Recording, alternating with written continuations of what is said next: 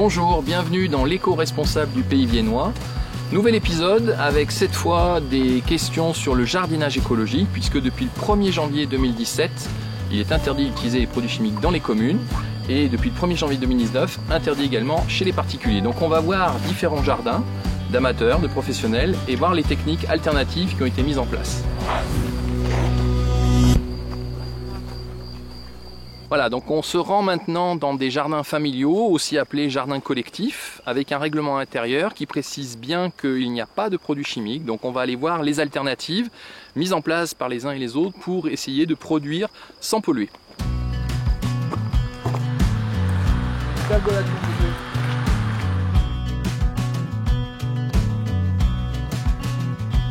Voilà, Monsieur Rieux, bonjour. Alors racontez-moi un peu l'histoire de ces jardins familiaux. Alors ça fait 7 ans que la mairie a eu le projet de monter des jardins familiaux. Alors il y a combien d'adhérents aux jardins familiaux? Alors il y a 25 parcelles de 120 mètres carrés. 120 mètres carrés 120 mètres carrés, quand même. que l'on fait à la main, donc bon ça fait... Donc 25 parcelles, toutes sont occupées aujourd'hui? Alors toutes sont occupées, certaines parcelles sont partagées par 2 familles. Donc ça veut dire qu'on a à peu près une trentaine de familles qui sont sur le secteur là. Donc il faut habiter Condrieu, bien évidemment, et pas avoir de jardin chez soi. Voilà, c'est la condition. C'est du jardinage, mais c'est aussi un lien social fort. Chaque famille a sa parcelle, fait comme il veut sur sa parcelle, mais en plus, on a une partie commune qu'on gère ensemble. Alors justement, ça me fait le lien avec le règlement intérieur de l'association des jardins familiaux. La question du phyto, parce que c'est un peu notre sujet aujourd'hui, comment est-ce qu'elle est traitée? Est-ce qu'on autorise les phytos? Aucun phyto est autorisé, donc ça c'est clair, net et précis. Donc tout est bio. C'est la condition d'entrée? Oui, comme pas de chien, quoi, parce voilà, que le chien, c'est pas bien l'ami des jardins. Voilà. Il y a beaucoup d'échanges.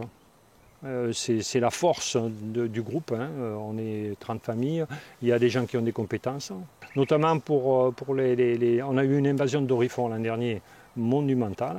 Et donc là, on ne pouvait pas les ramasser, quoi, parce que c'est vraiment... on s'est fait... envahir. Alors comment on fait?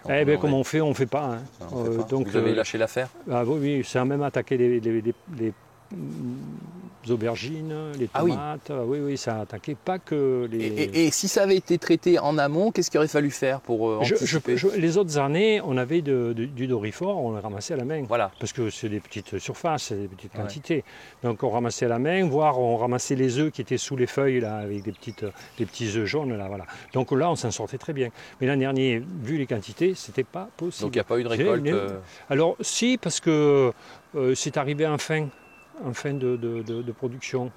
Mais bon, par contre, ça a détruit les aubergines, ça a endommagé énormément les tomates. Ils avaient faim, donc ils mangeaient tout ce qu'ils trouvaient, quoi. Alors, moi, j'avoue que cette année, là, j'ai essayé, à côté de mes pommes de terre, sur des conseils d'un collègue, de semer du lin. Soi-disant, c'est répulsif pour le dorifort. C'est répulsif, d'accord. Moi, je vais vous montrer les autres jardins et puis là-bas on met du fumier et notre compost. On a une partie là qui est en train de maturer, oui. À droite, et là c'est là où on verse. Donc on a vu le compost, voilà, qui sert aussi pour le paillage. Oui. Hein oui, il peut, oui. Mais on achète de la paille. Vous achetez de la paille? On achète de la paille pour faire des couvertures. Donc le paillage... On en reçoit samedi d'ailleurs. Hein. On rappelle les avantages du paillage. Économiser l'eau et limiter les adventices, c'est évident. Voilà. Donc, et là, vous avez votre stock de fumier? Alors de fumier, de vaches et de poules.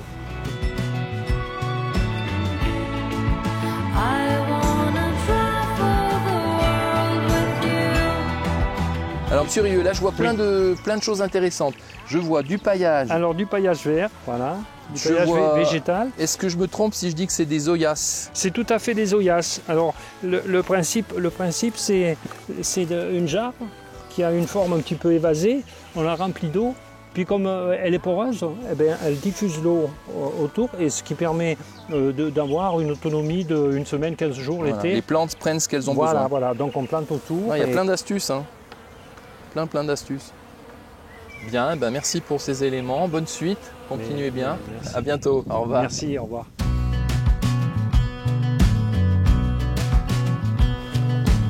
Voilà, on arrive chez Alain Ringia, spécialiste en permaculture. Ça va un petit peu changer par rapport au discours qu'on a eu juste avant, avec un jardin plus classique, certes sans phyto, mais là on va comprendre un petit peu mieux comment penser l'écosystème jardin dans sa globalité.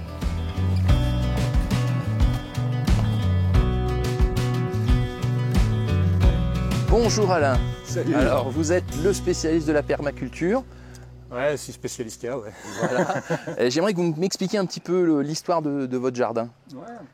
Bah, ce jardin, déjà, on l'a depuis plus de 10 ans, hein, donc c'est pas tout nouveau. Mais il n'y avait rien. Donc on a absolument tout aménagé dans un esprit de permaculture.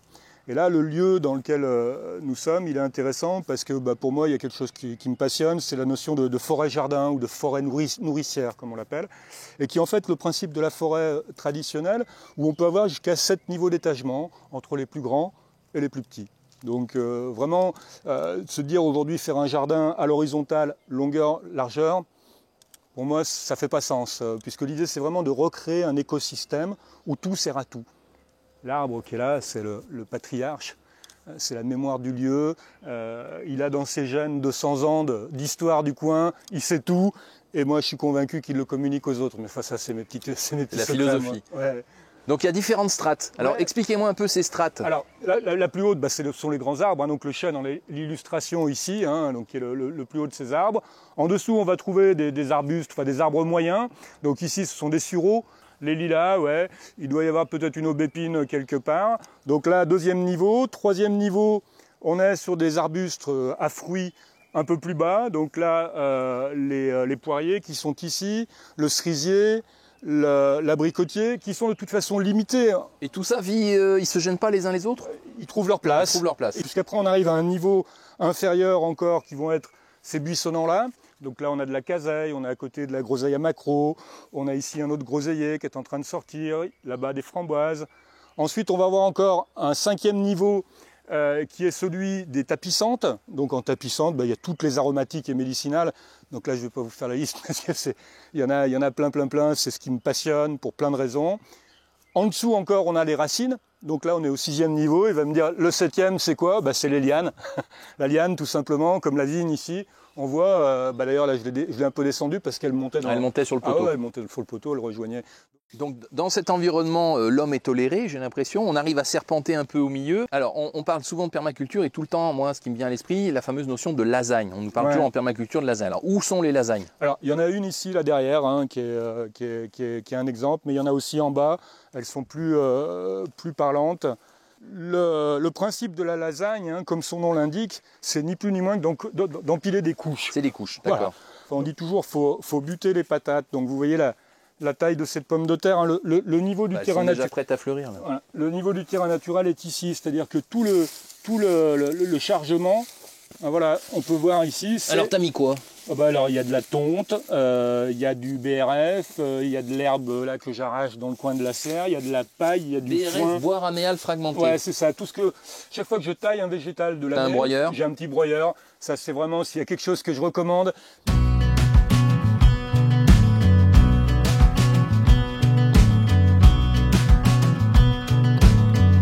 Bon là on arrive sur le premier bac de phytoépuration. Ouais. Pour moi c'est vraiment ce qui ressort de ce jardin, c'est d'avoir réussi à associer la récupération des eaux de pluie qui vient finalement alimenter tout le jardin. C'est comme ça en fait. En permaculture, un élément fait plusieurs fonctions et chaque fonction est servie par plusieurs éléments. Donc la phytoépuration c'est la réponse idéale. Elle filtre tous nos eaux noires, hein, c'est-à-dire les pipis, les cacas. Vous voyez, on est dessus, il n'y a pas d'odeur, hein, il n'y a absolument aucune odeur. Tout ça, quand je le coupe, c'est autant de matière qui m'aide à couvrir mon jardin. Et au final, je récupère de l'eau en sortie qui est presque de meilleure qualité pour arroser que celle qu'on me livre au robinet. Donc j'ai envie de dire, voilà, donc voilà ce que merci Alain, merci pour tous ces renseignements. Avec bonheur. Continuez bien. À bientôt, merci beaucoup. Merci à vous. À tout bientôt.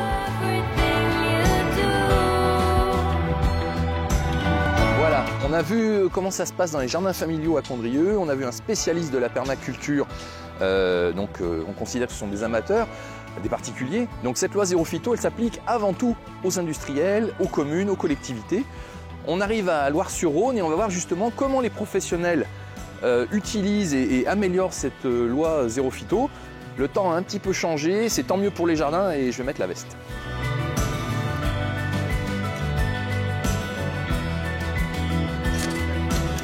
Bonjour messieurs, bonjour Michael. Ça va Christophe? Ça va. Ma question aujourd'hui, c'est justement qu'est-ce qui a été mis en place sur la commune depuis la loi Zéro Phyto du 1er janvier 2017. Je pense qu'il y a des choses qui se faisaient avant. Oui, il y a des choses qui se faisaient avant. Nous, on a commencé donc à ralentir un peu le phyto depuis 2015. Donc on désherbait beaucoup donc la voirie avec des antigerminatifs. Et justement, alors c'est quoi ces petites boulettes blanches là? Les petites boulettes blanches, ce sont des petits rétenteurs d'eau en fait. C'est calcaire. C'est chimique? Non, du tout, minéral. Ouais. Donc en fait, c'est incorporé dans notre terreau. Le minéral prend l'humidité et garde un peu et la restitue progressivement. D'accord. Et puis là, je vois que vous avez mis en place le goutte à goutte. Là, c'est ça. On a installé un goutte à goutte. Donc auparavant, il y avait donc un arrosage avec des tuyères. Ouais. J'en ai une, comme celle-ci. Donc on les implantait donc, dans les angles de nos massifs. Oui.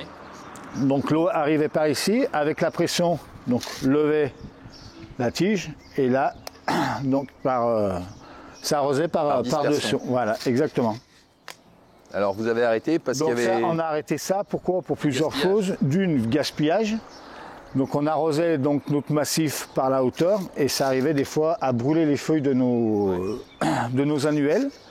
Et également un peu de ruissellement, c'est-à-dire qu'on avait beau régler les buses, mais vous avez toujours un petit peu d'eau qui se balade sur l'enrobé, donc qui facilitait les graines qui se trouvaient entre le trottoir, vous voyez. Oui, on avait et donc on avait sur les encore de l'herbe qui poussait, donc du travail avec la raclette, le rotofil, donc là ça limite vraiment le... Est-ce qu'il y a d'autres techniques mises en place sur la commune? Il y a d'autres techniques également mises en place sur la commune. On a refait un massif avec des arbustes, justement sans arrosage, et on a essayé d'adapter les arbustes. Je vous propose d'aller voir ça. Eh bien, pas de souci. Allez. Avec plaisir. Donc on arrive sur le massif avec un broyat qui est assez ancien, j'ai l'impression. Oui, c'est un broyage qui est assez ancien. Donc ce massif a été refait il y a 3 ans. Avant, c'était un espace vert, donc il n'y avait pas d'arrosage. Le gazon ne poussait pas, c'était constamment grillé, donc on a tout décaissé. Alors le broyage, vous le faites vous-même, parce que là, sinon, il y a un budget.